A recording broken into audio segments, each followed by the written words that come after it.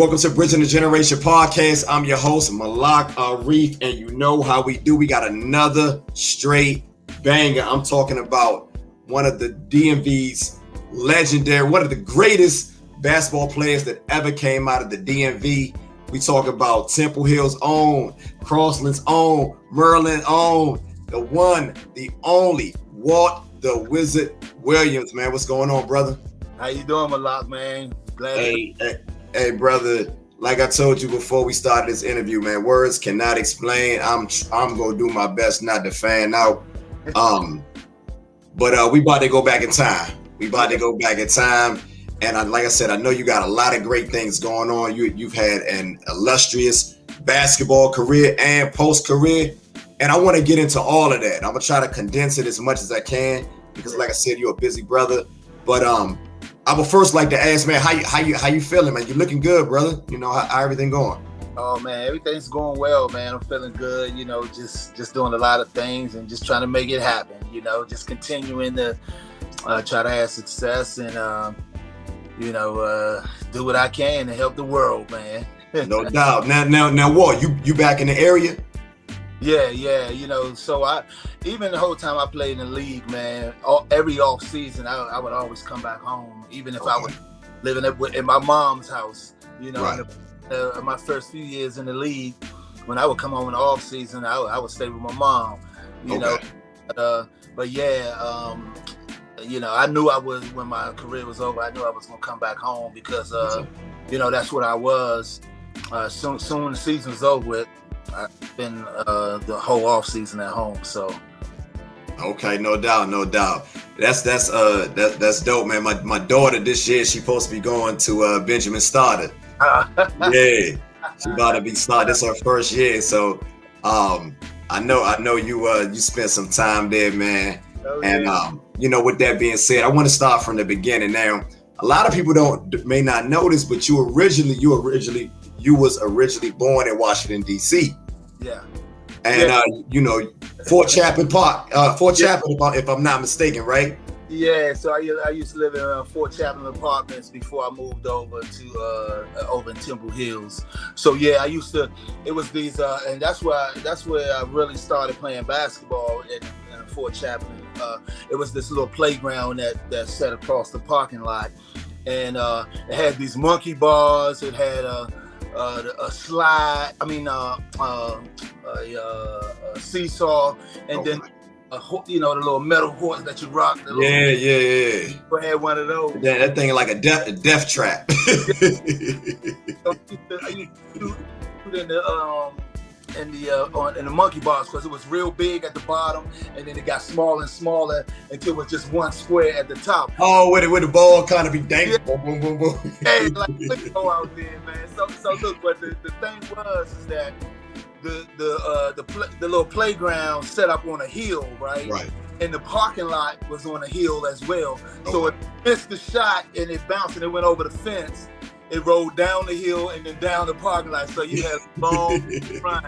So it made you focus. Yeah. It made me focus and making shots, man. Because I knew if I missed, I was gonna have a long run. That was a hell of a workout to get that ball back. Oh yeah. That's over there, like East Capitol Street, right? Yeah, right. Yeah, on the northeast side. Yep. Okay. All right. Bet. So look, when did you end up moving to Temple Hills? I was like 5 years old, man. So I went to Our Lady Queen of Peace, and when I moved to Temple Hills, I started going to Green Valley Elementary School. Okay. Yeah, man. So I was about 5-6 years old when I moved around Temple Hills. Okay. So what going back, what was your home life like? What was a young Walt Williams like, man? What was some of your interests in, 2-parent household, 1-parent household? How was it growing up? Now I had 2-parent household, mom and dad there.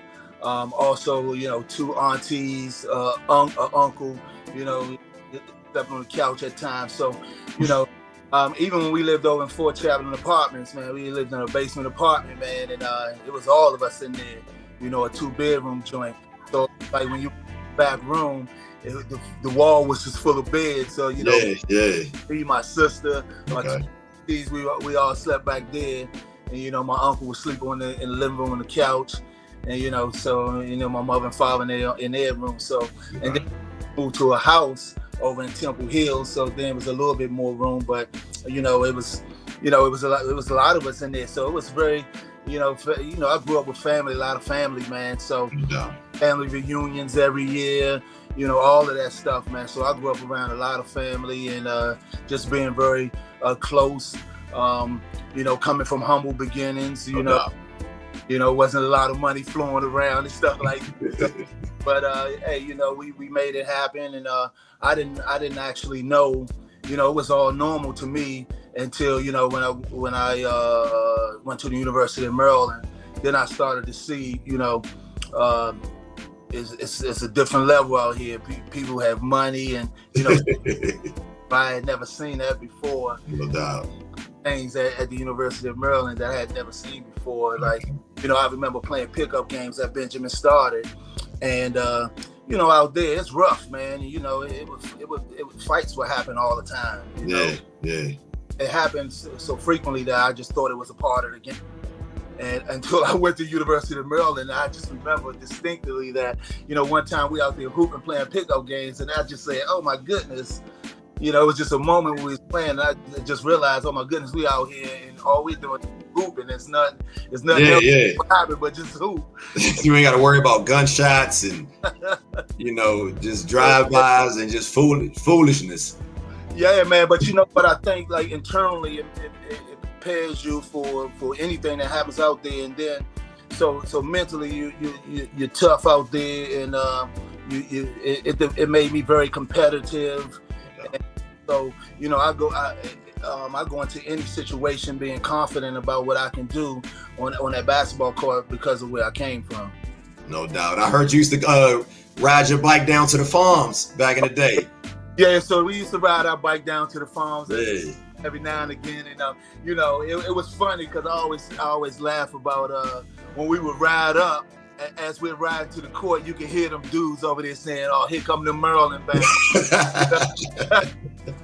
So this is what we hoop down there, right? And then it's over for us when somebody goes, "Hey man, let me ride your bike." Oh. You ain't getting it back. So, but the next person get the rebound, we out. Hey, them Southside dudes. Go ahead.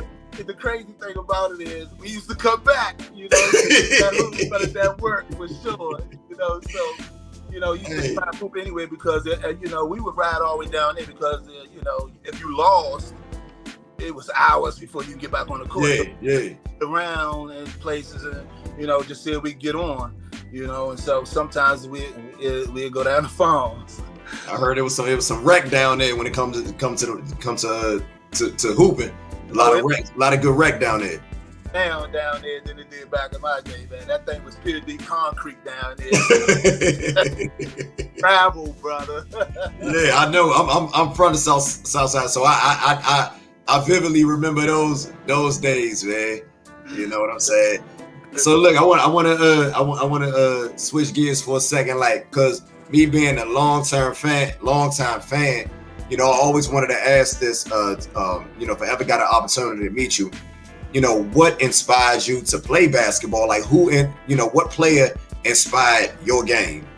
Oh man, no question, Len Bias, man. I grew up a Georgetown Hoya fan as a young boy, you know, John Thompson and, you know, Bebe Dorn, Mike, you know, all of those guys, man, Reggie Williams. Michael Jackson and all them, absolutely, Graham and all, Go ahead. We can talk all day about them. Go ahead. And then this one time I saw Len Bias, man. My dad is from Carolina. Okay. Me to a Tar Heel game. He thought he was taking me to a Tar Heel game, but they was playing against the Terps. And going Len Bias, you know, like the game was going on, and then this one time he just went up and rose to shoot a jump. I don't even know if he made it or not, but when he shot it, it looked way different than everybody else's. And the form on his jump shot, and I was just zoned in on that. And then from that point, I started watching the Terps on TV.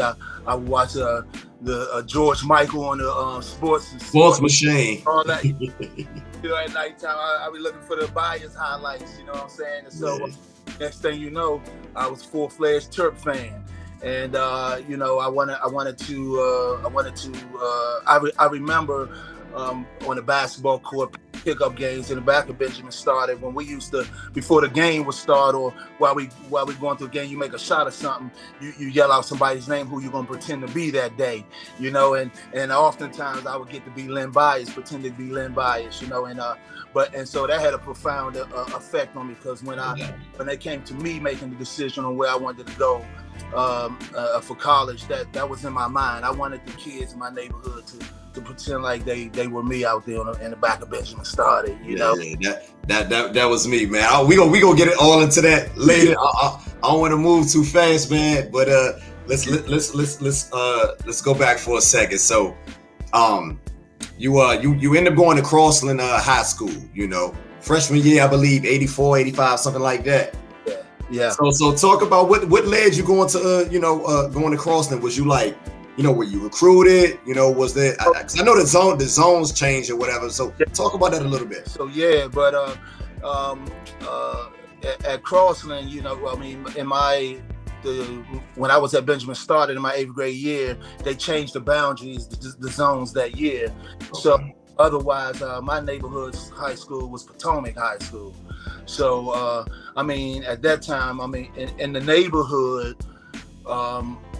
it would have been a situation where it would have been a guy named Byron Tucker, Donald Grant, myself, Monty Williams, Cedric Lewis, all of us. I know about that. I know about them guys, man. Byron Tucker, Monty Williams, Potomac. Yeah, so we all right there, right around Potomac High School. So we all that was our neighborhood high school. So we all would have been at the same time, names like that, that's like an all-star team, but we all grew up right there in the same neighborhood pretty much. And so, but with Crossland, they sent us out there because I think they wanted to integrate the school a little bit more. So they changed zones and stuff like that. And so, just meeting a new crowd of people because from middle school, we were in that Potomac area. So, it was an opportunity to meet new friends and grow. And I enjoyed so much playing basketball with those guys. I had some fantastic players that I played with, Anthony Higginbotham, Greg Clark, Keith Williams, Mike White, Mike Sumner, Clarence Alfred.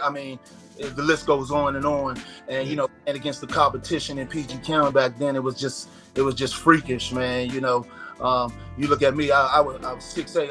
I was 6'8" as a senior in high school, right? And every dude on the opposing team in my league, they at least had one a 6'8" dude, at least one. Yeah. And this is public school, right? Wow.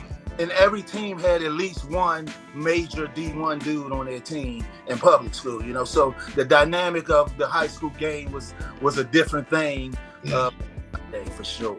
Yeah. I tell a lot of people, a lot of guys, they look at, they see Kevin Durant, they see Delonte West, they see Mike Beasley, and they think that PG County just started producing ball players. But I try to tell them, back in the day, PG County can go toe to toe with any area, on the East Coast, like straight like that, So talk about some of them rivalries, man, because them Crossland teams, man. Like I was a young kid, but I from what I heard and what I vaguely remember, man, you guys were very dominant, man. So talk about. I know you played for the legendary coach Hawkins, man. So talk about those Crossland teams and what you learned from playing from Coach Hawkins. Well, Coach Hawk, man, he was very detailed and he's very disciplined, man. He didn't take too much mess off of that stood out to me very early on. Growing up in the neighborhood, you always see tough guys in the neighborhood, whatever. But Hawk was different. He used to have these bike shorts, man, and his wallet, a huge wallet in his back pocket, buttoned up, just real neat. But he was tough as I don't know what. He'd get right the hardest dude in the school, who you thought was hard or whatever, he'd come, you know, and so, you know, I respected that. I respected the way he carried himself like a gentleman, but also, you know, he wasn't playing out there. You know, I took notice of that, right? And so that stood out to me. And so he had my respect right out the gate. And so when he would tell me things, you know, I would just try to make him happy, man. You know, I had so much respect for him and just felt like he was almost like a father figure as well as a coach out there. So we respected him on that level. Not only him, but Darrell Matthews as well. They didn't just teach us about basketball. They were just trying to teach us how to be men as well. I remember Darrell used to always talk about how you shake somebody's hand, looking them in the eye, you know, stuff like that we'd be like, oh man, you know, but he was doing that, you know, he was adamant about those things, you know. You know, that sticks with you as you get older and you grow into being a man, you know. So they were very instrumental in that part of it as well. So and it was just great camaraderie, you know. In those 3 years that I played on varsity, I think we had a run like about 77, 78, and 6, you know, maybe like, and you know, 3 or 4 of those losses were out of town in Christmas tournaments or something like that. I remember we went up to Camden in New Jersey, and we went down to Virginia one year. So we only lost in the area maybe 2 or 3 times in a 3-year span. But the thing was, 2 of them was in a championship game. So, you know, one of them was your senior year. I was like 25-0. Yeah, man, we lost the championship in Springbrook, man, and so I still talk to a couple of those guys, and they still put it to this day. And I still go to my grave thinking that if we played those dudes 99 times, 100 times, we'd beat them 99 times. One day, they were just hitting everything, man. You know. Did y'all play them? Did y'all ever get a chance to play them like during the regular season? We played them early in the year. We scrimmaged them, but we didn't finish. We was waxing them, you know. We didn't, you know, we got into a little bit of a little scuffle, and so yeah, they stopped the scrimmage right there. So, but you know, it was funny. We didn't even know that we was gonna see them later on. So I will say that I think that we went to that game feeling like we had it in the bag. We underestimated them a little bit, and they took advantage of it for sure, man. But went to a championship 3 times, all 3 years, and we won one in my sophomore year. My junior year, we lost to Northwestern, Len Bias' little brother, Jay Bias. Jay Bias. Talk about. I gotta stop you for a second. Because a lot of people, they forget that Len Bias had a younger brother. Yeah. And I interviewed his mom, Miss Dr. Lenise Bias, last year, and that was another epic moment for the platform. But I want to talk about Jay Bias a little bit. What do you remember about him and about his game? You know, for the people who's not familiar. Oh man, that game for sure. You know, I think the only thing that hurt him is that, hey man, you're Len Bias, brother. So I think that people have an expectation of him that, you know, he wasn't going to ever be able to live up to. You know, Len Bias is, you know, unbelievable, man. But anyway, he was so athletic. Jay was very athletic. He could shoot a little bit. You know, he could create his own shot. You know, so he could do pretty much everything. He was a good defensive player because he was athletic, blocked shots. How tall was he? He's my height, 6'8". You know? Oh, okay. Everybody had a 6'8" dude, man. At least, 8, 6, 9, something. Yeah. So, yeah, but he was real. You could tell he was one of those guys who was a legit wing. But you know, you 6'8", whatever, you're gonna play the center position and right. like whatever. But he was a wing dude. You know, the way he could move, he was absolutely a 2-guard, small forward type of player. Okay, no doubt. Yeah. Now, like you said, you're 6'8". Now, when you was playing at high school, did they try to, you know, did Coach Hawk initially try to put you in a post, or, you know what I mean? And the reason why I asked that is because one thing that always stood out about you is your amazing court vision and ball handling skills. So how was that, you know, how did that play in regard to Coach Hawkins and his system? Well, I didn't play on a team, or I didn't play in an organized situation until high school. So I was just pure street ball player up until high school. So, you know, out there on the streets, there's no positions, man. Right. Positionless basketball. you're not gonna get that many shots out there. Yeah. So I learned very early on that, you know, I had to have some handles out there, be able to create. And, you know, it wasn't too many guys out there my size. So my thing was, my competitive nature was, I know I can just take them to the basket and score easy because I'm much bigger. But I'm going to create out here. I'm going to shake them up, shoot jumpers. Even though this guy is smaller than me, I'm going to beat him like that. And so just having that mentality, you know, I was very versatile playing the game. And then, you know, playing for a coach like Coach Hawkins. I can't even say only Coach Hawkins. Every coach in that conference, in that league, in that division, had a 6'8" dude. And the reason why it was so easy for me to go from high school being a center power forward to being a point guard in college is because, number one, street ball, that's what I played up until high school. But the versatility of every dude that I played against, Bias, he could play with his back to the basket, take you in a post, whatever, but he could also shoot threes. He's you know, Byron Tucker, Mike Tate, Glenn Sidney, all of Walt Williams. All of these guys, you know, dudes that 6'8", 6'9", 6'10", but they'll shoot threes, beat you off the dribble and post up. So I was starting dudes who could do things from the perimeter. So and also our style of play, you know, we were up tempo, pressure defense. So I would guard guards at time as well. So all of those things, my environment helped me a lot. Not even just pickup games, but you know, playing for a coach like Coach Hawk. You know, he had everything out there. Offensive, shoot jumpers, picking pops for jumpers, picking rolls, post up. He allowed me to do everything. So he never limited me at all. And so coming from a street ball background into playing for a coach like him, I've never been in a situation where I've been limited or, you know, people tried to force me with my back to the basket. I've never been in that. Okay. Now, when you were playing at Crossland, when did you realize, like, you know, this college basketball thing, this thing might be something that's realistic? You know, when did this become, you know, it started to resonate with you that this could be real? Or was this something that you ever wanted to do, you know, like younger, you know? You know what? I never, you know how people go, oh man, you have dreams of being in the NBA, stuff like that. It wasn't like that for me. It was just in stages, you know. I remember playing at a 5-star camp. So we didn't have like AAU teams. Right. It would be, so, you know, if you didn't make the all-star squad around the way, those 10 spots, then, you know, you wasn't on the team or whatever. So, yeah, you know, it wasn't all of these AAU programs and stuff. And so we would, on a national stage, you went to camps. So it would be 5-star camps. And then the big one was Nike ABC camp, right? And so one time I was at this 5-star camp and I was playing against Alonzo Mourning.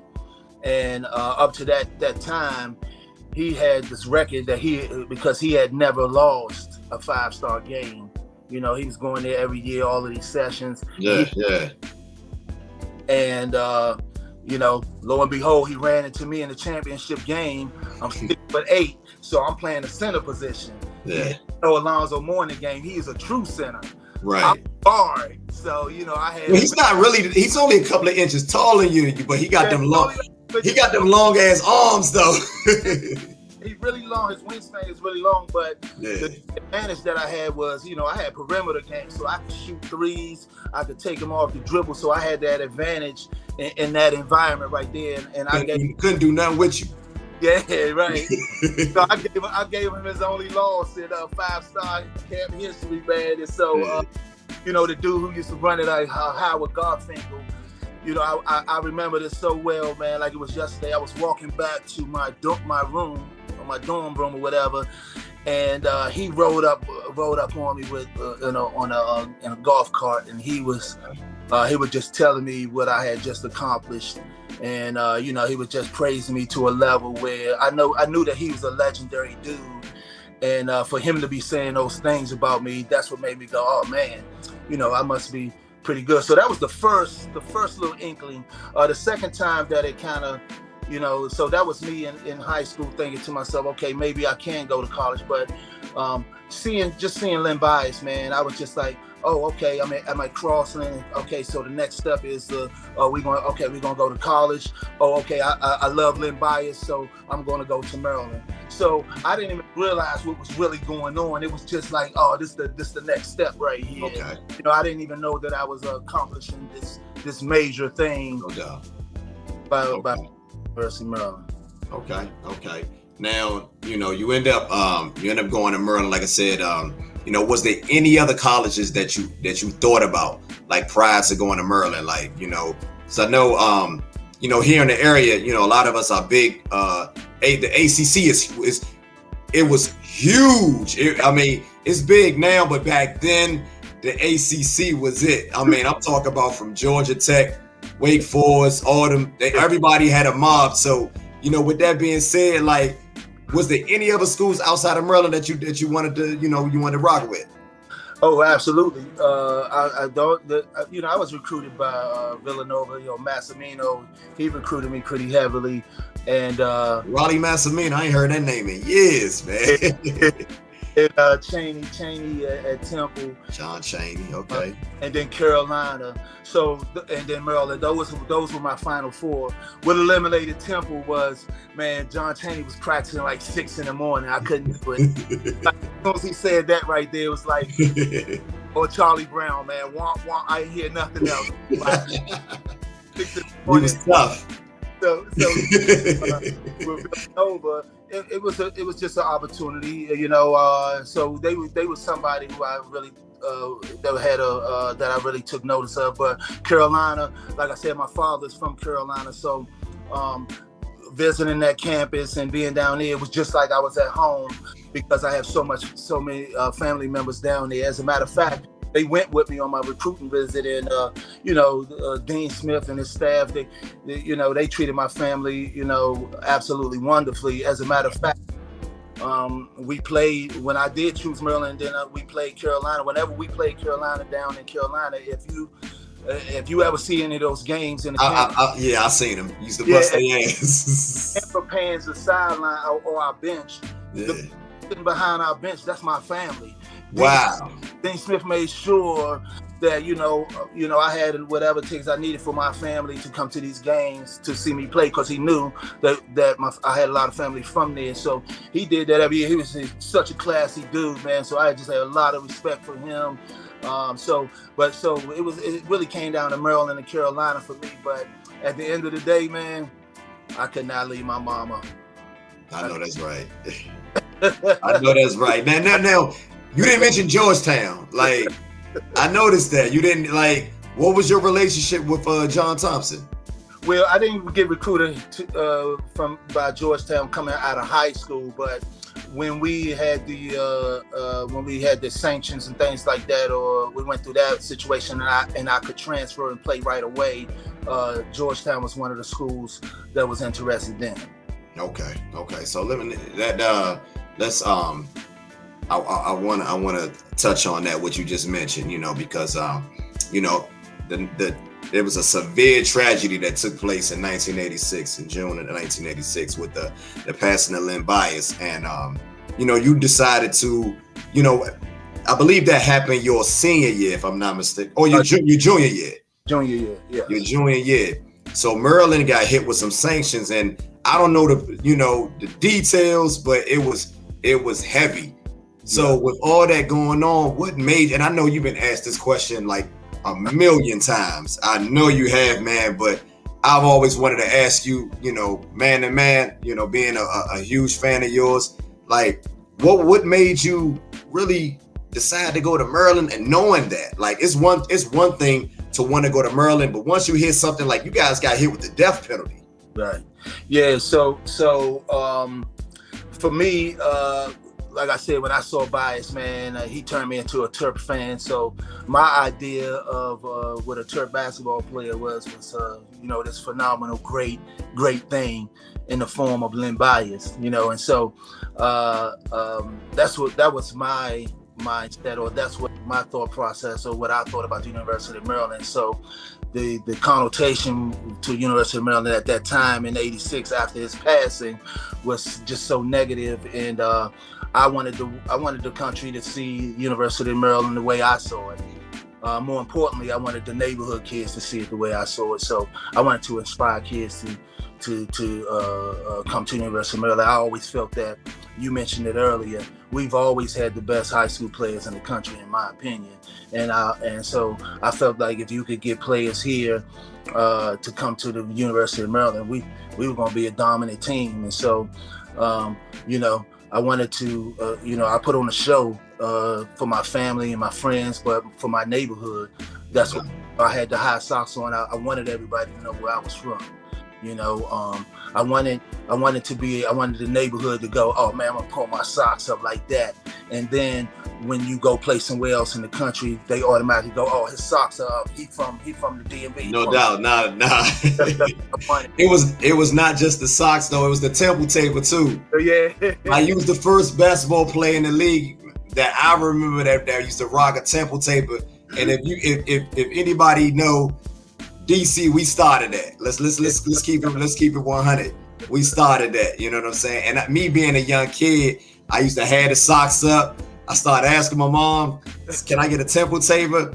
And I remember, I gotta share this story. I know I'm rambling, but I gotta get it out. I gotta get the story out.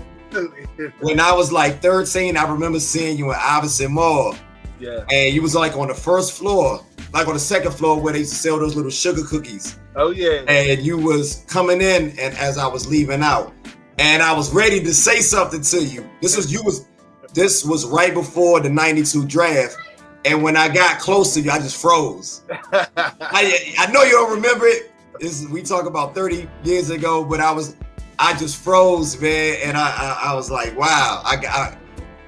I was like, man, I got an opportunity to say something to him, because I'm a Maryland fan, and I just froze. I had to get that story out, man. It's embarrassing. But that's the part of the game I never really got used to. I never got used to a person seeing me in that light, because I just don't envision myself that way, So it's always been, that's something that part of the game I never got used to. People wanting your autograph and stuff like. Of course, you go ahead and do it, whatever. But it's always seemed a little weird to me. Like I was just like, for a person to. Oh, good. Hey, the thing I tried to do when I did play the game, man, I was trying to show everybody. I would try to show, it wasn't so much, like I said earlier, it wasn't so much about me wanting to be a NBA player or looking for this goal down the road. It was just that day when I walk into the gym, this day right here, everybody that watched today, I'm gonna show them. And you sure did. You sure did, man. You sure did. Now, I want to talk about like those first 2 years at Maryland. You guys kind of struggled a little bit, but because Bob Wade recruited you, if I'm not mistaken, right? Yes. Now, I believe your junior year, Gary Williams came. So what was that transition like going from Bob Wade? Because from what I've read and researched about Bob Wade, man, they say he was really tough. I know he's a coach out in Dunbar with Reggie Lewis and Muggsy Bogues and all David Wingate and all those guys. They said he was like a drill sergeant. Yeah. And so what was the difference in styles, man, going from Bob Wade to Gary Williams? So I had Bob was recruited me, and so I played for him in my freshman year, and then Coach Williams came my sophomore year. Okay, I stand corrected. Yeah. Wade, man, when he came into my home, it was instant. He reminded me of my grandfather, the way he looked and his mannerisms. I mean, if you ever been around Coach Wade, he is the coolest dude, man. He is just so cool. It reminded me so much of my grandfather, because my grandfather was like that, And so, I just took a liking to him right out the gate. My mom and dad, they really took a liking to him instantly. He just had a good rapport with people. He was very genuine. You knew that it wasn't what he said, it's how he talked. It was in the way he talked that you can see that. I remember playing for him and feeling like, thinking to myself, man, this dude cared about me, not only, me playing basketball, he cared about my grades and he just made me feel like, man, he was a family member or something, or he had something vested in me being a successful human being. That's how he approached things. So, okay. he was more than a coach. You know, so he took that approach, and he was very. I think that was something that was intentful that he meant to do. And he was in our practices. I remember he used to take these bricks up, right? He had. I heard Muggsy Bogues talk about it, but go ahead, talk about it. So we do the defensive slides, you know. So you go across the baseline, diagonal to half court, cross half court, diagonal to the other baseline, cross. So we doing a defensive slide, but you working your arms. You got the bricks in your hand, and you just working it, and we just going through zigzagging, come run back down, zigzagging, brutal, you know. But when game time came, I mean, we were in great shape, you know. We were pressuring. We were one of the few teams that were just pressuring guys all game.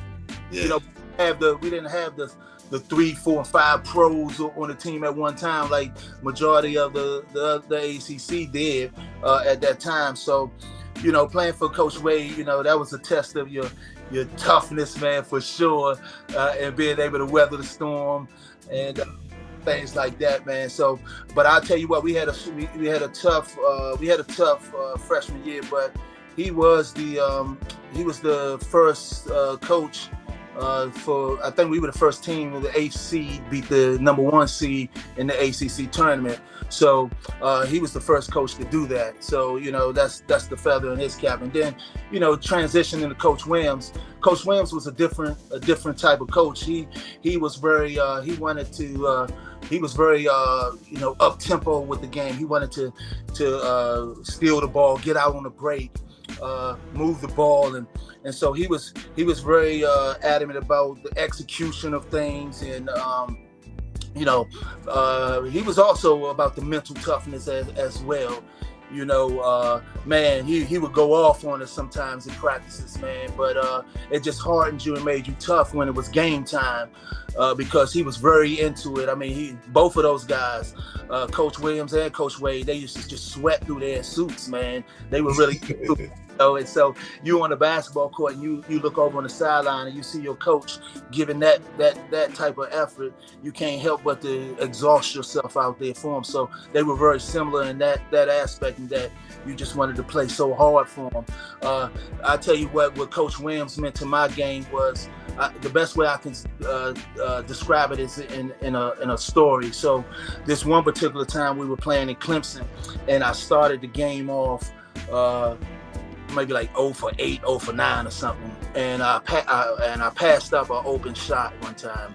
So we ended up missing the shot that possession. They got the ball, ran down the other end, missed it. We got the rebound, timeout. So we at the opposite end, and I'm coming to the bench, and Coach Williams is walking towards. He meets me out on the court, and he just started yelling at me about, you know, we're not gonna have a chance to win unless I shoot. And I think to myself, you mean unless I start scoring, right? Like, okay. But I done missed 8 or 9 shots in a row. What I'm talking about. But this moment when I'm thinking that, I'm like, oh my goodness, he doesn't even care that I'm starting off like that. He has that confidence that I'm gonna get it going, you know. So that was the first little spark right there. And then I remember this one time we played against Duke, and we were down quite a bit, and so he started running these dribble handoff plays for me, and from the 3-point line. Like literally, I would get the handoff, my back was to the basket. Almost like a 360 3-pointer I was shooting. And then in practice, he made that a regular play. That wasn't like a specialty play. That was a normal play in our offense. Wow. And myself, like, do you think I can make that shot on the regular? Then once again, in that moment, I was like, yeah, I can do that. Yeah, so, man. That's it for me, man. I would question myself at times, and then I would go, yeah, I can, because of what I felt, how I felt he believed in me. You know, the very, you know, he'd tell you he didn't hold punches. He'd tell you exactly what he thought, and so he was very genuine in that respect. And so I felt like he thought that I was really good, so I must be really good. You know? I that, and my confidence just grew to a whole nother level.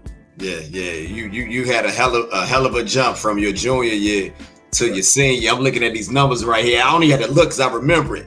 But you went from 18 to being the leading scorer in the ACC, averaging 26.8 points a game, 5 rebounds, 4 assists, 2 steals, and I remember that year vividly. And I mean, you guys, you personally lit up the ACC, man. I mean, I know you guys ain't never get no wins off Duke, man, but you lit their ass up, man. I mean, used to give buckets to Christian Laettner and Grant Hill and them boys. So I want to talk about those rivalries. Let's talk about the ACC a little bit, man. Like, what was it like? You know, who were some of your toughest battles as far as teams and toughest opponents, you know, during those years? So the toughest team, man, was always Duke because they had that extra added, you know, they had the referees helping them out too. They did. People don't want to talk about that, but they did, man. Come on. They did, man. Duke be cheating. They be cheating, especially with Chapel Hill. I mean, where they play at? Nah, man. I forgot where they the Duke though, whatever they call it, man. They be cheating down there, man. And it's crucial down there in Durham. Yeah. So, but you know, those teams, man. You know, Carolina had some years where they were just super tough. I mean, it was just so talented. You know, Rodney Rogers. You look at a Wake Forest team, King Rodney Rogers. I mean, you know, those guys. You talk about the ACC. Wake Forest wasn't a powerhouse team, but those two guys were bona fide pros, old bodies and everything, still playing in college. So that was Georgia Tech. Hold on, with Kenny Anderson and Dennis Scott, 3D. Lethal Weapon 3, man. Lethal Weapon 3. Lethal Weapon 3, yeah, man. People sleep on Brian Oliver, man. Brian Oliver, he got drafted. People forget he got drafted. Yeah, he averaged 20 a game, and he was the defensive stopper. Yes, sir. Yes, sir. Best player too. Yes, sir. Funny, you know. Yeah, and then about 29, 30, and you know, and then you know Kenny Anderson was sick out there. Yeah. So, you know, it was tough, man. But for me, the toughest person for me to guard, man, was Tom Gugliotta, man. Tom Gugliotta, North Carolina State. North Carolina State, right? Yeah. So I remember when he was a young boy, he was playing with Chris Corciani and Rodney Monroe and them dudes, man. But when he got older, he was the focal point, and he got really strong too. So he was about 2 or 3 inches taller, and 6'10" out there. But he was a legit small forward. He could shoot threes. He was just tough, man. So I mean, the Jim Valvano, North Carolina State. Yeah. So you know, his shot was back here a little bit bigger than you. You couldn't really affect the shot, you know. Right. Over guy. So he was probably the toughest dude to guard, but you know he wasn't that good on defense. So I always just used to put him in the cookbook. You already know. Yeah, man. So like I said, I vividly remember that's your senior year, man. You had a hell of a year at Maryland, man. One of the, in my opinion, arguably the greatest single season year for any, including Juan Dixon, Lonnie Bass, you name it, man. You know, you had a great year, man. And you know, talking about that senior year, when did you realize that you could potentially be a first round draft pick? You know, when did you start hearing the rumors? Oh man, I read magazine. 7-11, man. I picked up a magazine. It was I was going into my senior year, and it was Street and Smiths, and it had the like the top 5 point guards in the country, and I was in the top 5. And beside it, it was talking about how you know, I was a lock going to the pros, stuff like that. And up to that point, I had never thought about that at all. I didn't even, when I watched guys in the pros, where people were from wasn't publicized as much. Right. So I didn't know where guys were from. I just thought that they just came from somewhere else. I didn't know that being an NBA player was reality until I saw Bias. So I knew Len Bias was from this area, and then I see that, you know, so I really didn't, you know, even when I saw the Street and Smiths, you know, I just looked at it like, okay, we'll see what happens, but I didn't know, you know, and so, but I just played the game, man, and, you know, going through that senior year, that stretch, you know, I had a stretch where I had like 30 points in like 7 or 8 games in a row. 8 games, yeah.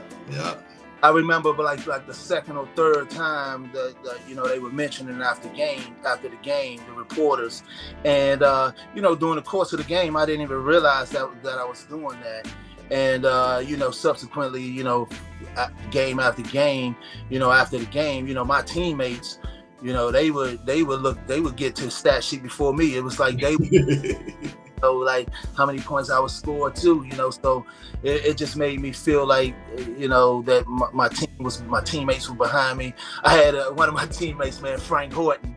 You know, he used to, you know, sometimes a couple of games he would say to me in a timeout or something. We in a timeout, we leaving out to walk back on the court. And he would say to me, "Hey, man, all right, you got like 9 minutes left. You only got 24." You know, so it's just funny. The team was just so close, and we used to joke and have fun with each other out there in intense, crucial situations, man, and that helped me. You know, calm myself and be relaxed out there playing the game. So it was a lot of different factors with my teammates, and just a lot of things that helped my success in the game. No doubt. Okay, so you end up you end up going first round, 7th pick in the 1992 NBA draft. So again, another moment I remember, because you know, that draft is arguably one of the best drafts in NBA history. We got Shaq going number 1, Zoe going number 2, Leighton going number 3. But what stands out to me is you went 7th and the Bullets had the 6th pick. And I was like, get him, come on, West Unsealed, get him. We got him. Did you ever think, like, what would it have been like if you would have got drafted by the home team instead of going to, you know, Sacramento? Had that ever, like, 30 years later, had that ever crossed your mind, or did it ever cross your mind ever? You're like, period. You know what? At the time, I was just like, you know, I'm in the NBA. I'm gonna make it happen wherever I am. You know, but you know, in hindsight, when you look back on it, I absolutely, I think about what if I would have had the opportunity to play here. You know, I got the opportunity to do that in college, and it was just an awesome experience. When I would come back with whatever team to play against the Wizards, I mean, the crowd would be unbelievable, you know, support of me, you know, coming back home. It was just unbelievable, you know. So it always been like that, you know, around the way, man. This hood has always supported me and always been with me, you know. So, you know, I always feel like, you know, I'm this area's son, you know, and I always wanted to represent when I was out on that court. I didn't think that I was just, you know, playing for myself. I always felt like I was playing for the area. You know, you got to recognize where I'm from, where these ballers are, you know, and so that's the frame of mind I had always when I stepped into games, for sure. How was it, man, walking up on that stage and having, I believe David Stern, who's the commissioner at this time. How was it having David Stern call your name, man? Like, did you realize that you was going to go 7th? Did you know that you go early first round? Like, how does that work? And again, how did you pick? Yeah, I got a call that morning, you know, before we got on the bus to ride over to the arena. I got a call that morning from the 76ers organization. They had the 9th pick, I believe, and so they told me that, you know, they were going to draft me if I was around that late. He's like, I don't think you will be, but if you are, we're going to pick you 9th. So even with somebody saying that, you still, when you ride over there to that gym, you still thinking, oh my goodness, I do not want to be the one sitting here, you know, the last one sitting here, you know. You always have that fear of you go, you know, the lottery picks are going to go past, and, you know, it's going to be into the mid-first round, and you still you always had those thoughts, man. But it was the whole scenario, the whole environment was it was a little bittersweet for me, man, because at that time my father, he had cancer, and he ultimately passed away. And so during that time, he was actually going through his struggles, and he was dying, you know, when I was going through you know, getting drafted. So you know, when I went out to Sacramento and had to start my career, my father had just passed away. You know, oh man. You know, I was in misery, man. You know, and to be honest with you, I don't know if I ever got out of that the whole time I played basketball. I always felt this weight, you know, because I remember as a young boy, the first time that I played as a freshman, and when I came out of the locker room, he was just looking at me, man, and it just looked weird. It felt weird. As a father, I know that look was, man, I'm so proud of you. But as a kid, I didn't know what that look was, but I know I wanted to see it again, and moved me when I played the game, because I wanted, when I walked after the game, I wanted to see that look on my father's face. That assurance that you did that. And when that was gone, a piece of me was gone, man, and it was tough to recover from that. Especially going all the way out to the West Coast by myself. Going from one coast to the other. You just gotta grow up and be a man and growing into being going through manhood and all of those things, and a lot of things just happening. And man, I was going through misery. One of my biggest fans, my mom wouldn't want to hear that, but but my biggest fan, or the person I look to for the biggest approval, he was gone, and that had an impact on me, and it probably lasted for my whole career, for sure. Right. Yeah. Well, like I said, I just learned about that, in reading this book, and I swear, man, it seemed like, I don't know what it was, but something lit a fire under your ass, and maybe that was it, because that rookie year, man, you had arguably one of the best rookie years in 1992, man, and I want to talk about that, man. Talk about that 92-93 that rookie year, man. You averaged 17 points a game, 4 assists, for rebound, like you lit it up, So talk about it. What was it like moving over to the West Coast? You getting the chance to meet Mitch Richmond, Spud Webb, the late Wayman Tisdale. Like, at that time, was Mitch Richmond? Was he at the? I know he was. He got traded.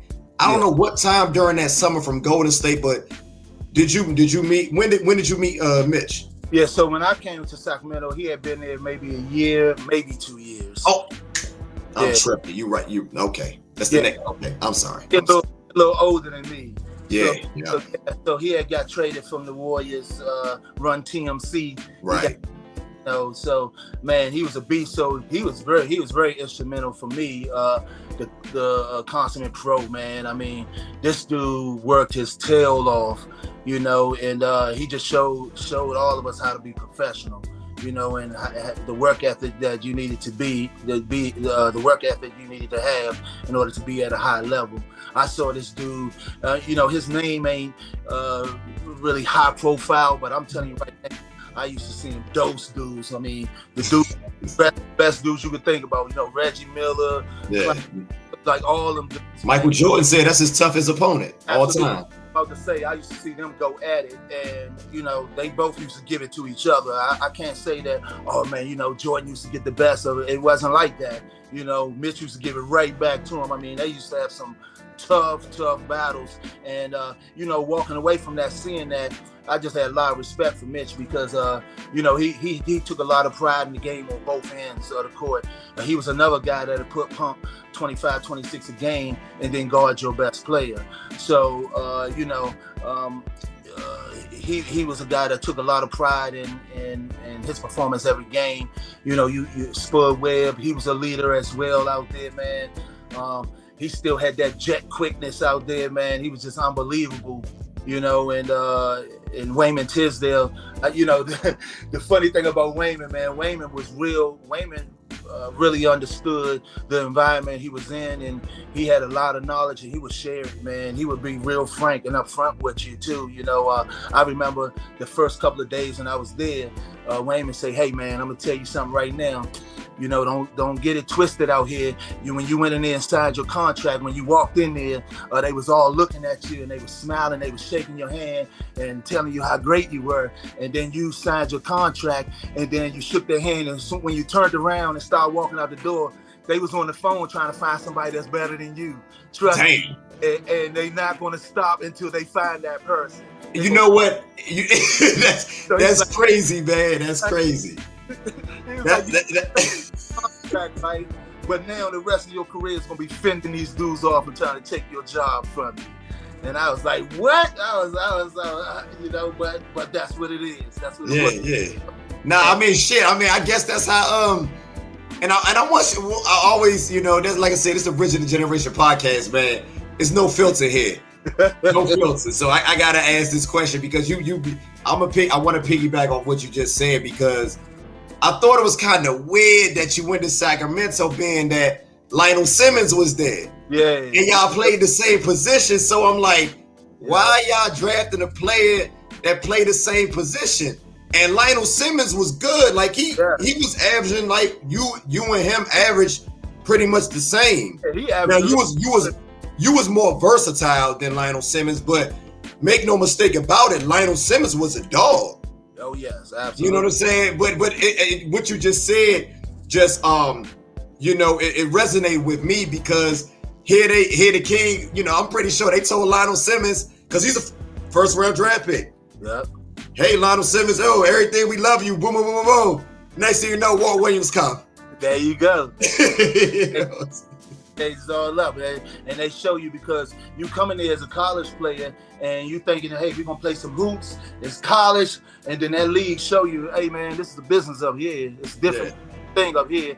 And then if you don't adapt to that, you get rolled over. Trust me. So you got to understand it's a business up there and handle your business accordingly. And so that was always the case. All right, so look, I want to fast forward, man. Like I said, you had an amazing rookie year, man. That rookie always stand out. I had like 3 of your basketball cards that year. I had the Flair Ultra, and I think I had the Upper Deck. I ain't get the tops, man. Right. I still got those cards, man. I wish I could have got those signed. But anyway, so you know, always, like I said, man, phenomenal rookie year. The Kings struggled. You guys struggled those first 2 years, but the third year, you guys seemed to turn it around. So talk to me a little bit about that, man. What started to turn around with the Kings going into your third year? I know your third year, you guys finished 39-43. Yeah. And you guys had a nice little run, almost made the playoffs, but I think that was one of your best years, your third year in the league. Can you talk about that a little bit? Yeah, we were starting to gel together. Then we started getting used to each other. Playing untraditional. You know, we were a team that would go with the small lineups at times, and because we had a lot of guys who were creative out there, and Wayman Tisdale, he was a guy who could score on anyone, so we can use him as a center or power forward, whatever. So, just learning each other's game. We really took stride in that third year. You can see Spud, a guy named Randy Brown. He was just a hawk on the defensive end, and so we just started really complimenting each other. And you can see the competition level, how it increased in practices as well. So it translated on the game. I mean, in games. Also, off the court, I wouldn't say that this is the important piece, but if you have it, it does add to the equation. But we were a close team off the court as well. Okay. Those guys would come to my house and hang out. I probably had the hangout house, man. So those guys, we would come over, we play some Tecmo Bowl, or just hang out, whatever, shoot some pool, my pool table. So we hung out a lot, even off the court, and I think that made us closer over the years. And by the time we got to that third year, you could just see everybody just wanted the best for everyone out there, and we played like it. So I think a little bit of the off the court stuff carried over on the court for us, and so we kind of gelled on a higher level by the time we got to the third year. Okay, I know some of these stories, man. You haven't talked about it in years, man. But I gotta go back for a second, man. So as you coming into the league, who was the first person to bust your ass, man, when you came into the league? Man? I gotta ask, man. Who was the first person that got with you, man? Man. Cliff Robinson, man. Whoa, headband. That dude right there. Rest in peace, Cliff Robinson, man. Dude, man. I mean, shooting threes post game. But I remember, what was so tough? What was so tough about guarding him?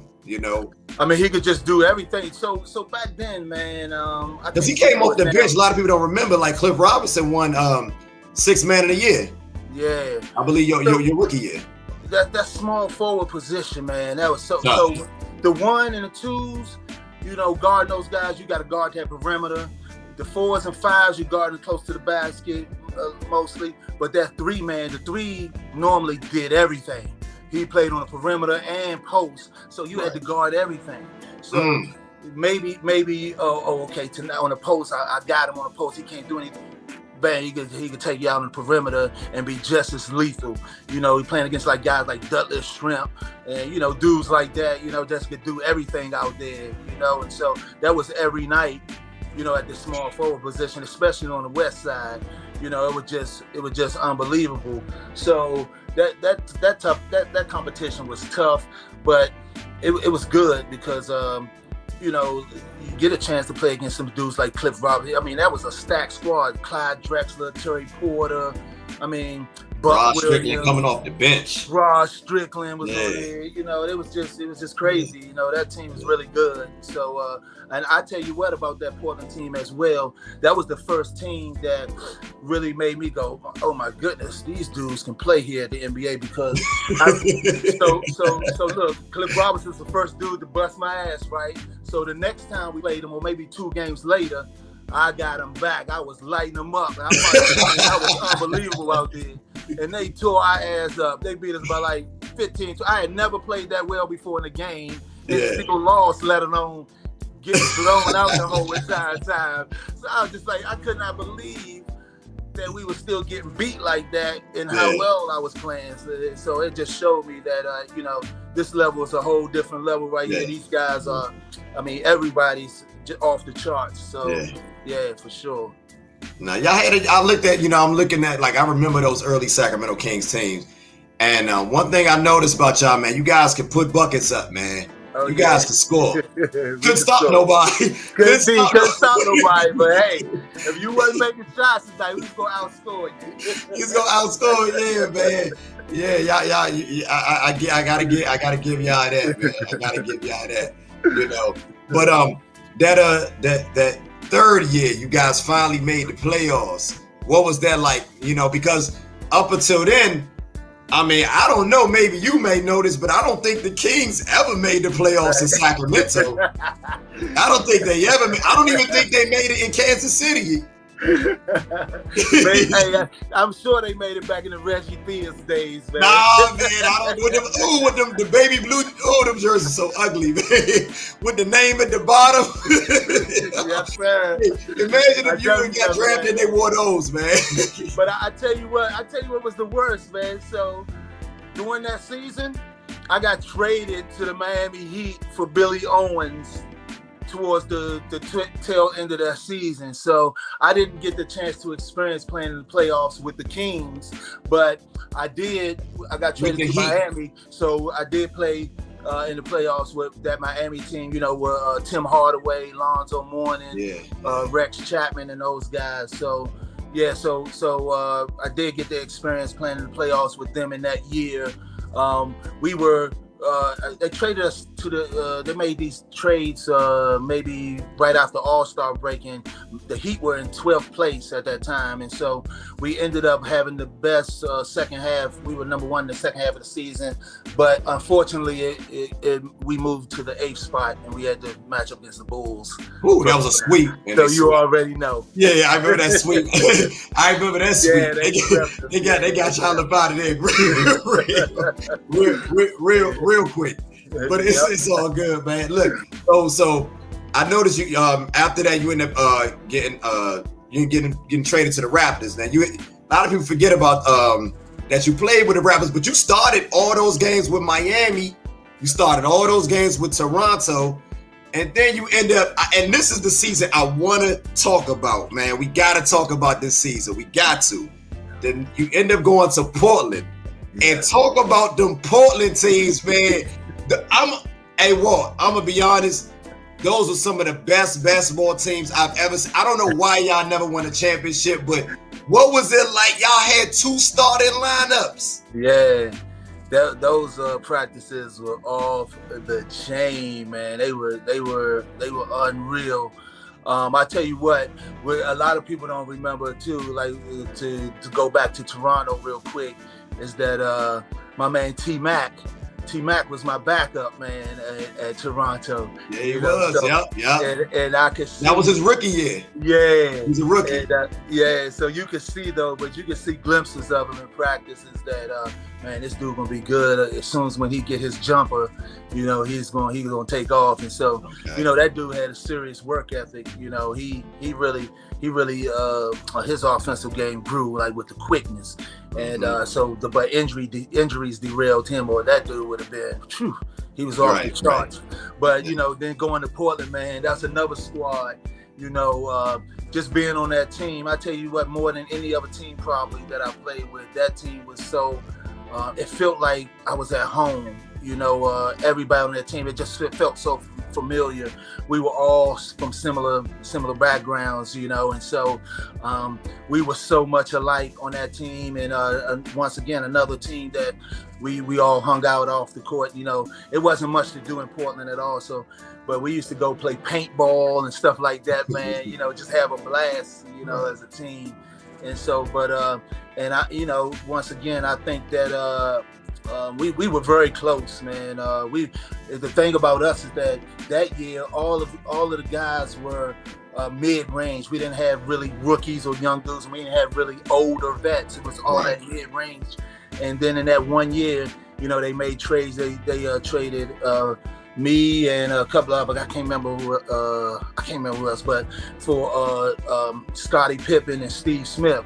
So those guys were at the tail end of their career, so the window closed very quickly. They only had like that 1-2 year, window now when you bring those guys. So, I just felt like we probably would have had about a 4 or 5 year window. Nah, because y'all went to conference. I hate to cut you off, Walt, but y'all that last year you was there, man. Y'all went to the conference finals. Yeah, we lost to the Spurs, man. You lost to the Spurs. They beat the brakes off you. Yeah, they beat, Sean. I'm gonna tell you something. That first game, right? The first game we was beating in the whole, and we always had good games because it was Tim Duncan against Rasheed Wallace. That was that featured matchup right there. So we always had the major matchups. It was always good games and tight ones. And Spurs had a pretty good record against us at home.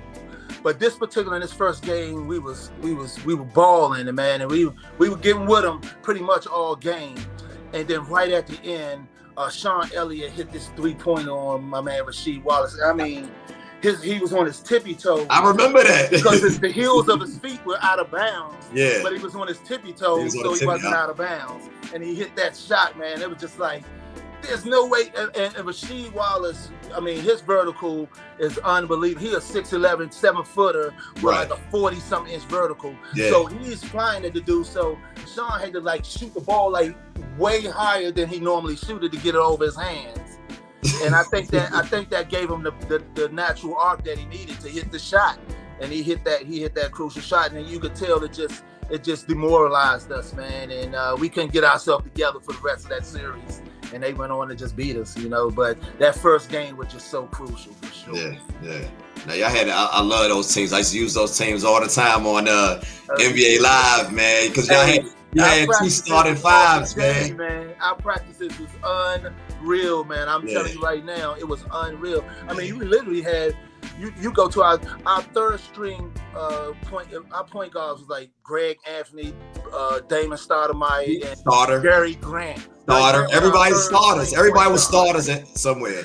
Bonzi Wells was our third string 2 guard. When he got traded to Sacramento, he was like an all-star. But on our team, he couldn't. Jermaine O'Neal. He couldn't get in the game that much. Trade him to Indiana, all-star. That team is stacked, man. We had Kelvin Cato. Yeah. A backup. He go to Houston with you. Start. Yeah, so I mean, that team was stacked. That was the most talented team I ever played on, for sure, no question. That team was unreal. It was unreal. Our coach was Coach Dunleavy, and we were just a wild team, man. And he didn't really have the reins. He you know, he ain't really had control of that team. They used to call y'all wow, man. Was this the Jailblazers era? Yeah, man. I ain't like that, man. I'm not gonna lie, man. I thought that was kind of racist, man. I ain't like that. I ain't like that name, man. But now when I think back, I'm like, okay, I see why they. I ain't like that name either, man. That wasn't cool. I ain't like that.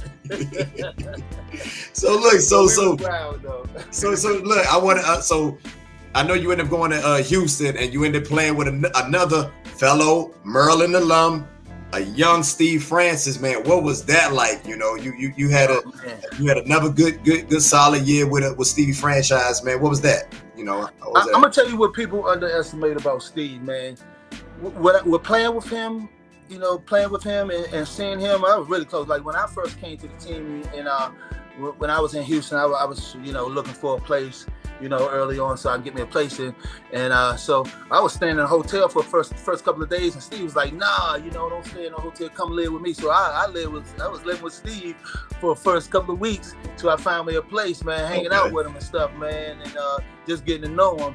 And I tell you the thing about him, when I used to watch him play, man, after a game, this dude would be exhausted. I mean, he would exhaust himself out on the basketball court. Like, he would go so hard. I mean, he gave every ounce of his energy out there. When he was after a game, I mean, he could barely walk. He would just lay out. I mean, he would exhaust himself, man. So I respect him for that. You know, everybody, you know, he had the handles, he had the flair in his game and all of that. But I'm telling you right now, he used to go hard. He played hard. He gave everything he had out there on that basketball court. No doubt. I know. I believe those when you was with Houston, those were some of Rudy Tomjanovich's last years in the NBA. Last years in Houston, I mean. Yeah. And he was a type of coach that he was just he was similar in Don Nelson in this respect, but that they paid attention to the mismatches more than anything. How the game is played now. Are we gonna run a pick and roll and get this mismatch and then take advantage and create? You know, most teams just ran their plays and things like that, whatever their offense was. But Rudy would adapt to the game. Don Nelson was the same way. It wasn't necessarily a play that we was running. It was just we want to take advantage of a particular defender out there. And so that was the whole concept of how we played the game. And so those two coaches, their approach to the game was that way offensively. Okay. I heard Rudy C. He was kind of like, you know, he liked coaching older players. You know, he would let like the older players kind of like do, you know, they would be more hands-on as far as like the direction of the team. He would kind of just sit back and, you know. Him and Don Nelson was similar in that respect as well. You know, they relied on their veterans a lot, not only for the basketball part, but you know, getting the team in line, making sure everybody was bought in. Okay. You know, and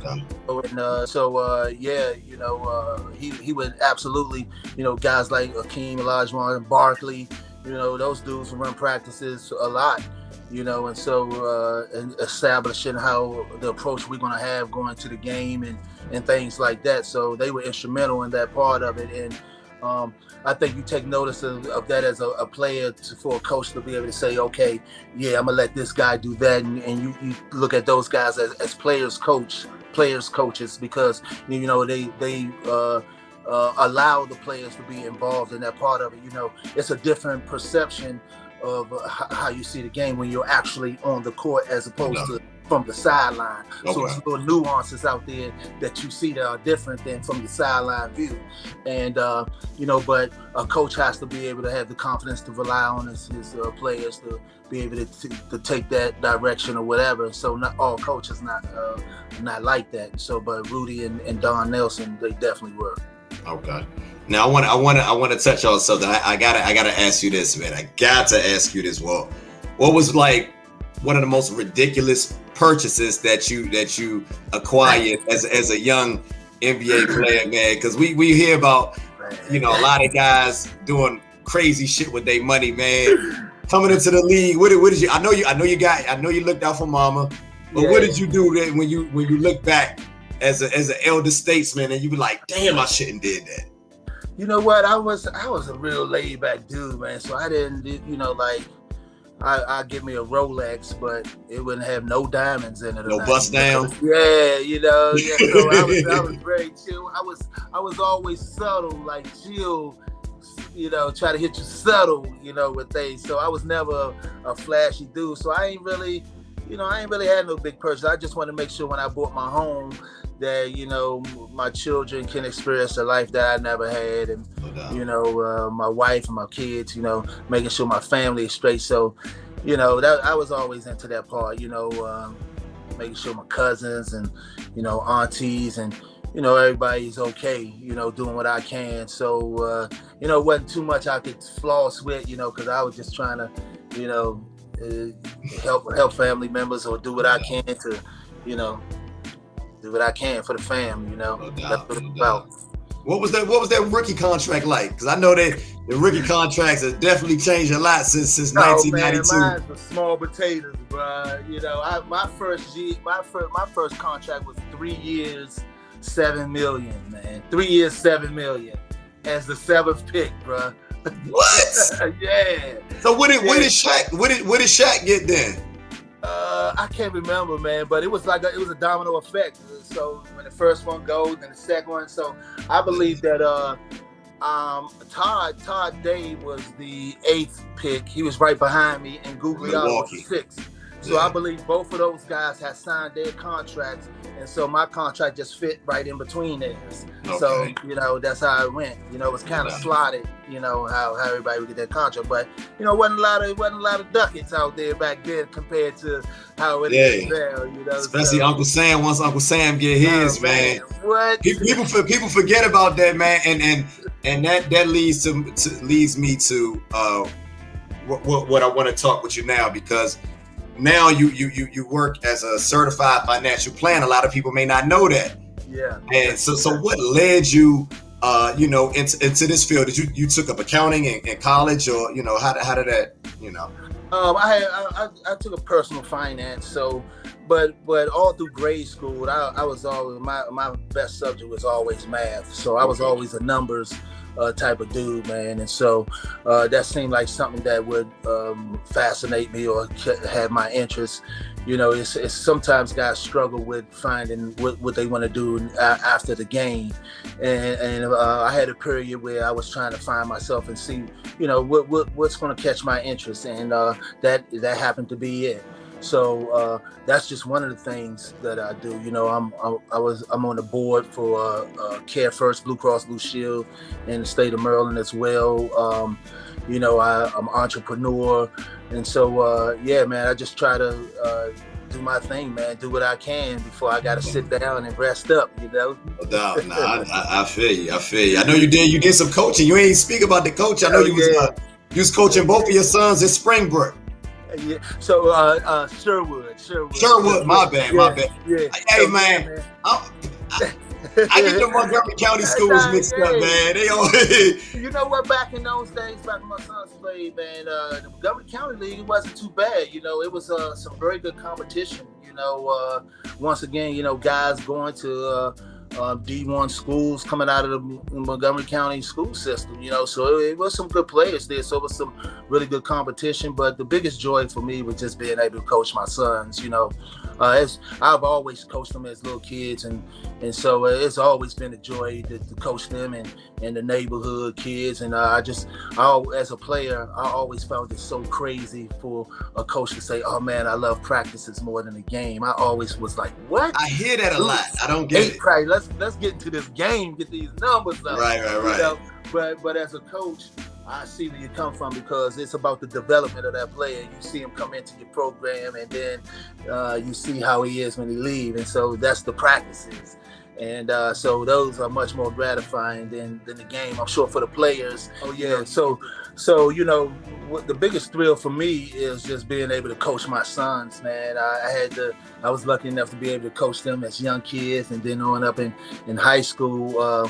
my oldest, I got an opportunity to coach him for 2 years on varsity, and then my middle son, I coached him 1 year before he transferred to St. Andrews High School. So, I mean, it was just great, you know, being able to coach them and see them develop over the years, and just see them grow into the players that they grew into be. But more importantly for me, man, they're just good people, man, you know, and that's the biggest thing for me.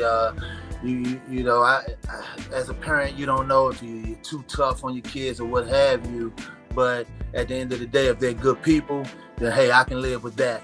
You know, so that's what it's all about for me. So you never like pushed them in, you know, towards basketball. You kind of let them, make a decision for themselves. So for me, I let them play all types of sports, man. So I just felt like playing sports. You take the things you learn from that and you can apply it to life. To life. So I know that that's what I've done in my life. So I always felt that, you know, being a part of a team, it helped you not only in that particular sport, but just in life, period. And so I had my kids playing, you know, basketball, football, soccer, you know, baseball, you know, and then at some point they would go, you know, I want to play just basketball, and so it would kind of get to that point. But I always felt that you play all these different sports, you never know what you're going to be good at, and so and what you're going to take to, and so, but ultimately they all took to basketball, man, and I was cool with that. Ain't nothing wrong with that. No, I hear you. Now, Walt, like I said, man, this been a dream of mine, man, to interview you, brother. A lot of people may not know this, but though if you know, you know. But Walt Williams is still the single season Maryland's all-time single season leading scorer, and if I'm not mistaken, you still Maryland's career all-time leading scorer. Not career, but single season though. So my points in that season and my career average. I mean that single season average. So my records that's offensively are single season. So it's not career. I got hurt. I broke my leg in my junior year and missed, you know, probably like half of the season. And in my freshman year, I didn't play much until halfway through the season. So when you look at my career numbers, it's really like 3 years, almost like 2.5, 3 years worth of work, really. Right. Yeah. Okay. All right. I was close. Yeah. So man. I remember them last 2 seasons, man. And look, you was lighting shit up, man. That's all that mattered to me, man. You was giving brothers buckets, man. I mean, I took a lot of pride in just getting better every year. And carried the state on your back, brother. I don't know if you know that. You carried the state of Maryland on your back, man, because we got hit with that death penalty, man. It was like, cause to people who may not know, like, what was the specific penalty? Like so yeah, we couldn't play in 1 year. We didn't play in the ACC tournament, and then the following year we couldn't be on TV. So when we were playing those games, we would play live. We would play a game, but then they wouldn't show it live. They would show it on a tape delay, and maybe like at midnight or something like that. So we didn't play. They didn't show our games live during the season. They would just play it late on at night. And I felt like because we couldn't be on TV, that had some effect in terms recruiting. Of and also in my sophomore year, we should have been a team that was viable to go to the tournament, the NCAA tournament. Yeah. We had like 19, 20 wins that year. Had some big wins in that season, some top 5. We beat Carolina that year. That was a top 5 team or what have you, but we didn't make the NCAA. They put us in the NIT, and I just felt like that had to do with they knew that those sanctions were coming. They knew they was coming for us, and so and then shortly thereafter, you know, or I'm sorry, right before then, that's when they had, you know, came down on us, and then, you know, we didn't make the NCAA tournament after that, so I felt like that had something to do with it for sure. When did it end? My senior year. So my senior year was it was for my sophomore and junior year. So my senior year was the year that it was over. Yeah, you played that last year like man, I'm free. I'm free. I'm about to get back in. Oh yeah, y'all ain't get a chance to see me play.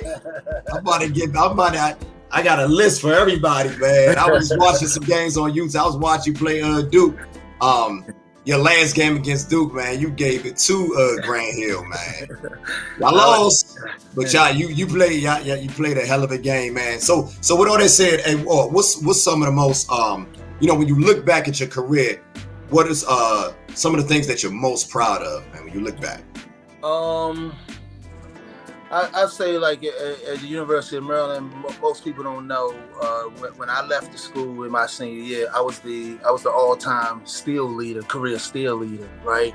And so I took a lot of pride in being able to anticipate where people were going to pass the ball and get that.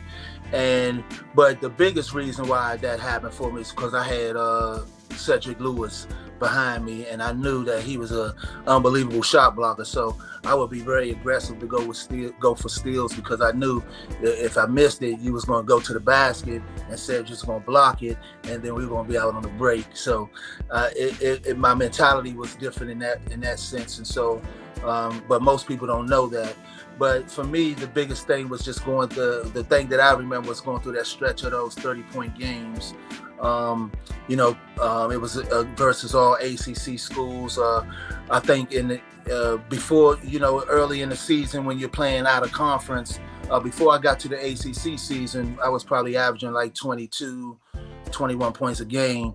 And then in the ACC, I averaged 30 in the ACC against ACC competition. And I took a lot of pride in that because back in those days in that environment, guys were pros already, but they were still playing in college. So like guys right now, the environment was not really different. Like the difference is that these guys nowadays, the rules are different. So now you can leave early to go to the pros. But in my day, we didn't do that. So, but they were still pro ready, but it was just they were still playing in college. And so that made for the college level just was so high. When you're playing other teams with their best player, they're not freshmen, inexperienced players. They're junior and senior guys who are at the highest level of their game, mentally and physically at the college level. And you met that competition every night. And so to accomplish what I did and put up numbers on teams like that and the dudes that I played against, I look back on that and it's just like, wow, it's something that I never thought that I would do. My goal was to follow in the footsteps of Len Bias, and so every day I just, my focus was when I was coming into games that, like I said, I was going to show them. I was going to show everybody watching that day that I was the best. I was the baddest dude on this floor, and that fueled me, man, and it led to all the things that happened there, and my teammates. I talked to many of them. I got a group text with like 20 of us on it right now to this day, because we were just a brotherhood. And when I went through that time frame where I could have transferred and played at any school right away, I didn't have to sit out a year. I still couldn't fathom leaving those guys, because even though I knew we were going to be on sanctions and going through all of that, but they were my family. They were my brothers.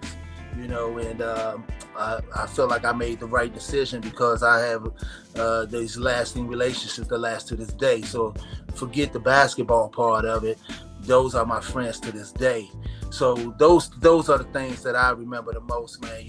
The numbers I put up on dudes, but the friendships that I made, the lasting friendships that I've had over the years from my college teammates, man. So that's the thing I remember the most. No doubt. Okay. Now, I had to save the best for last, man. I had to save the best for last. We gotta talk about this book that you I believe you released. This was released in 2017, 2016. Yeah. 2017. 2017. It might have been 2018, actually. Yeah. Okay. I want to talk about this book. I just got finished reading it. I believe like 2 days ago. Mm-hmm. Amazing book. Like, I don't even read books like that because I do everything audio. So I'm gonna keep it 100. I don't read like that no more. Everything goes right to the ears, man. Like, I'm just I'll be honest, but I actually sat down and read this, and it's an amazing read. Like I said, I saved the best for last because I remember seeing you came to the library here in my area, and I listened to you and Tony as you guys spoke about Len Bias, and me being a young kid and just being a very young kid, but I remember his death as a young kid, and he's what do you call it? It's like he's still here. His spirit has never left, and just seeing the emotions, that just seeing the emotions in you as you spoke about Len Bias, man. I said I gotta have him on the platform. I would love for you to talk about Len Bias, man. You got very emotional, and like can you tell me, like, how did you meet Len Bias? And what was he like? What was your friendship like with him? What did you learn from him? Because you mentioned him a few times even during this interview. So, like I said, I say the best for last, man. Let's talk about it. Yeah. So Len Bias was the greatest player I had ever seen, man. So it's just simple as that. I had never seen anything like him. He stood out to me amongst great players. He just stood out to me, and so I just wanted to be like him. And I spoke about what was it? I don't mean to cut you off, but what was it about Lenny that stood out? The way he played the game, right? You see him play, and he had this tenacity about him, right, on the court when he played. He wasn't a real he didn't talk a lot, but you could tell he was out there playing with that competitive nature, that he was coming at you. He was coming right to your face, whoever it was, right? And then you would see him get interviewed, and he would be so chill and so humble, and I think that's the biggest part of the spirit that lives on about him that's here in this area, that, the star players, we're not, we're humble in the way we speak about things, and right. in a chill way. But then when we step on that court or field, whatever, that competition is just the competition level of competitive spirit is just off the charts. And so that was, we mimicked that. Also, the having the versatility of being a guy that big, being able to shoot the ball from the outside. He was one of the first guys to do that. It wasn't a 3-point line then, but you could see he just shoot the ball. He was a post guy, but they could shoot from the perimeter just as good as a guard. Yeah. And you see. Even myself, when I came to the University of Maryland, and you start seeing, when I get drafted, you started seeing an influx of guys from this area, 6'7", 6'6", and above, being that versatile. He can get to the basket, he can mid-range, shoot jumpers, handle, see the floor like a point, all of these things. And it came from the ground floor was from Len Bias, and the way he played. He wasn't that traditional back to the basket play, even though he was that size. So he showed all of us that early on. And not only did the players adapt, but the coaches adapted to that as well. And they coached us in that way. So they allowed us to have that freedom and not play traditionally with your back to the basket, because they had seen the success in that with a guy like Len Bias. So he played in the same high school league that I played in as well. So, those guys, they saw that. They saw him come through there and wreck shop. And so they knew that, we're not going to pigeonhole these players and make them just do this one thing. And so that's him. That's him. And so, and then you look at the University of Maryland, a lot of people credit me with saving the university, staying with the university through those times. And then you started to see the recruits in like Johnny Rose, X-Rehab, Dwayne Simpkins, those guys. And then it turns into a Juan Dixon, Lonnie Baxter, and those guys. So you see home guys from here taking pride in coming to the University of Maryland. That ultimately turned into a championship. But the ground floor of that was Len Bias. I wanted to be Len Bias. I saw that, and that inspired me. And so for me, he's everything, man. And so that's why it's so emotional to talk about him, because he's like a superhero. It's even hard to this day to just fathom, like, man, he's gone, And you just like, man, what could he have been? And that's just so hurtful, because you look at a guy, he's often compared to Michael Jordan, right? And so you see Michael Jordan, his impact on the league. He comes through the league with the Bulls, the way he plays the game, the way his swag. You saw so many dudes come behind him copying that and sort of establish what the league was going to become because of Michael Jordan. And I think that the league was hurt by not having a guy like Len Bias, because absolutely he would have had that type of impact. The way he played the game, you would have saw guys go, the guy shooting a 6'9" dude shooting the ball like that.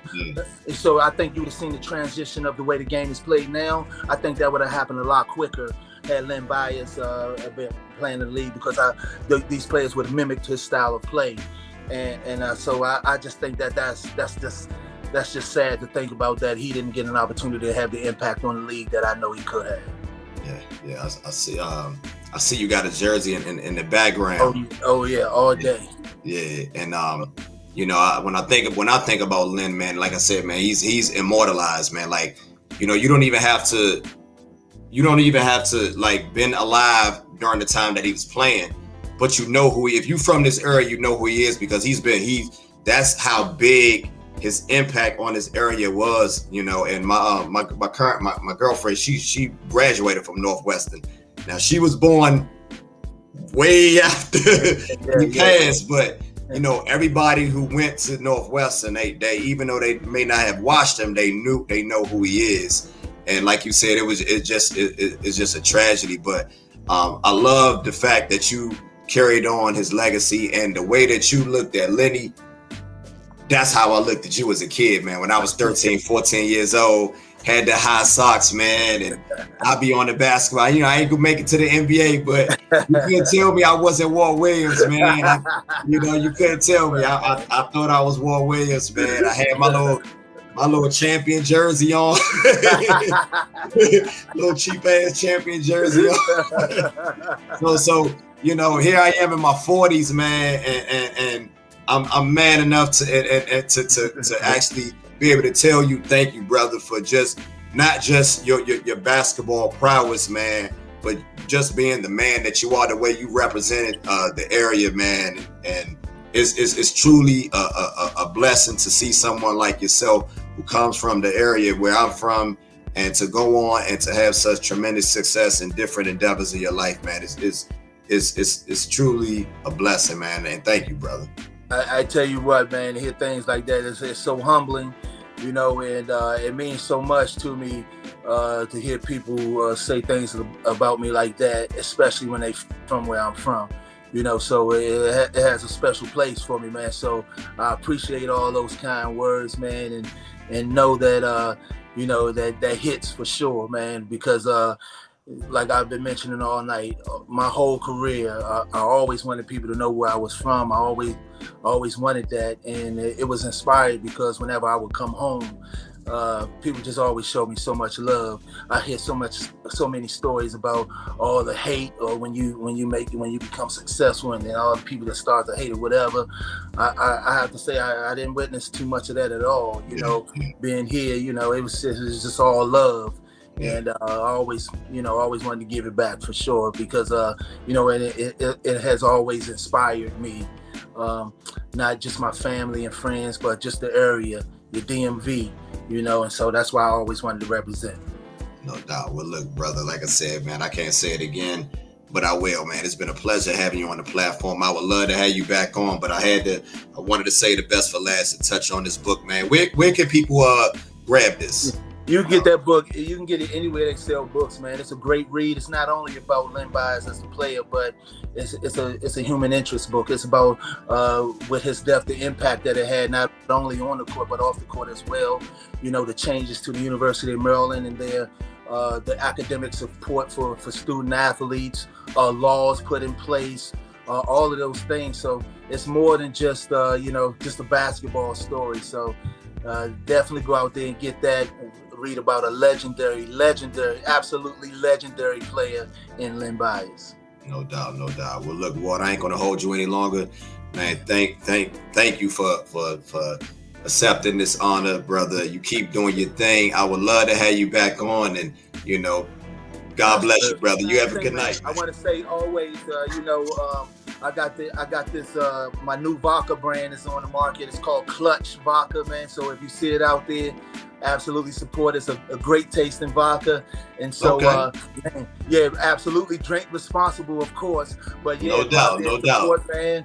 And hey, you know, so yeah, well, you know, like I said, entrepreneur, just doing a lot of different things, trying to, you know, make it happen, man. So yeah, man, I appreciate it. Appreciate you having me on, and you know, hey, PG County, we the best. That's sure. Right. Let them know that now. Are you on any like social media, anything like that? Yeah, you know, the Walt the Wizard 42. You know, that's my tag on Twitter and Instagram. Okay, Walt the Wizard 42. I'm gonna send a request. I appreciate you following me. No doubt. I'm about to drop this interview like ASAP. I can't hold this one. This one gotta go. I gotta let this one fly. I gotta let this one fly. This one will go. So you can.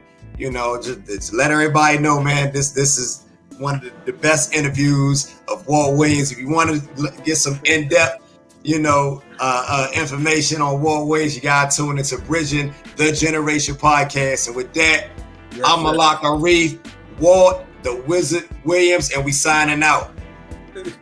Take care, brother. All right, dog. All right, God bless.